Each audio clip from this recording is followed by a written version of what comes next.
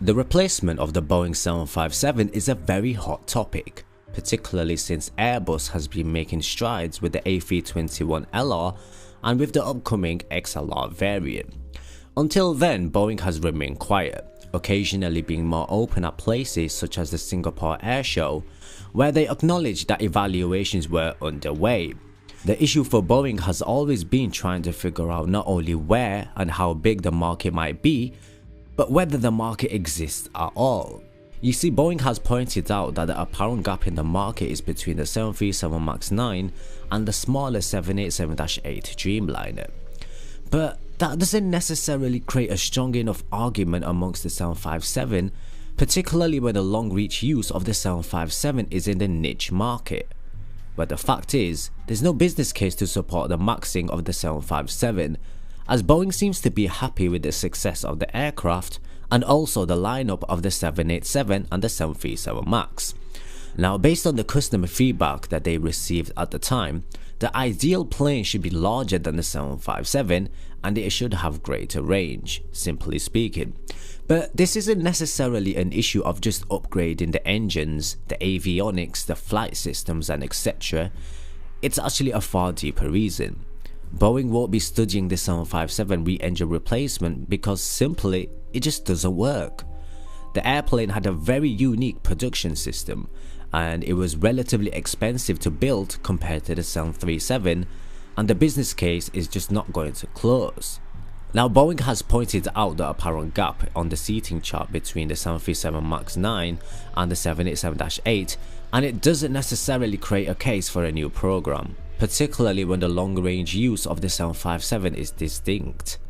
The 757 was built on the same production line as the 737, but due to the plane being longer and bigger, it didn't fit right and it needed different tools.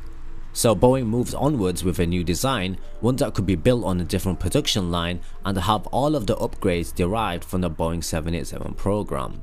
Now, for airlines, the A321LR fits seamlessly into existing A320 fleets, easy crew management and maintenance costs, and even bigger so for those airlines that operate only the A320s but want a low-risk expansion of their niche market.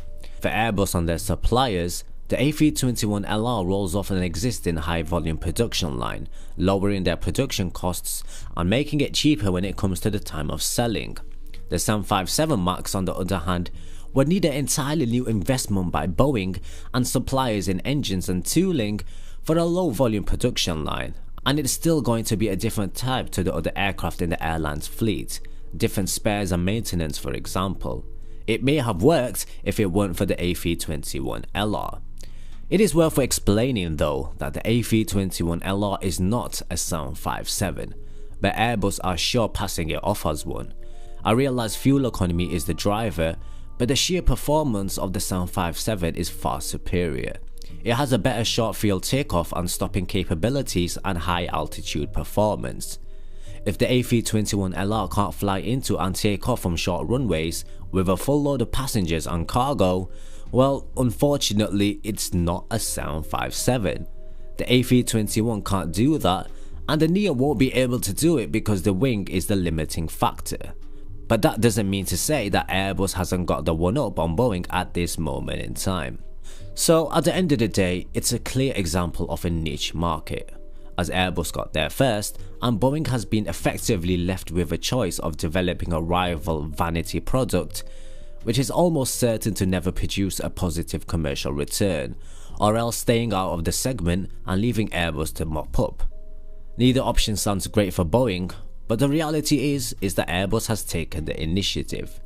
The good news is that Boeing is currently conducting their studies on the NMA, so hopefully we'll be seeing the next generation of the 757 in a few years time. Thank you so much for watching. Do share your thoughts in the comments below and I'll catch you guys in the next video.